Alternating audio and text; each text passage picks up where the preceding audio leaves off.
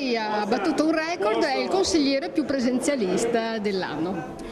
Sono felice perché ci tengo, ho abituato come sono a lavorare, ho tenuto conto di essere anche qua presente come era nel mio lavoro. Io ho fatto 49 anni di carpenteria, di cui 45 di imprenditore, lavoravo 10-12 ore al giorno e qua ho fatto la stessa cosa. Adesso noi abbiamo fatto vedere oggi alla stampa che abbiamo fatto dei tagli importanti perché la crisi impone anche questo. Speriamo che questi soldi Salvini non se li porti magari alle regioni del sud dove ha preso i voti per portarsi in Europa di nuovo, perché Salvini fino a ieri non è nessuno.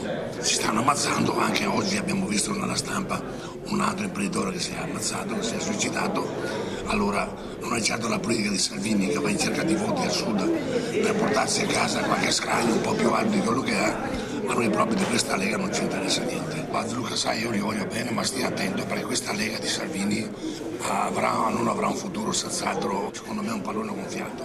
I media lo stanno gonfiando e probabilmente si è venduto ai poteri forti e sappiamo che queste cose poi durano il tempo che durano. A parte che fisicamente mi sembra un sandwich ripieno, un pantalone, non è un...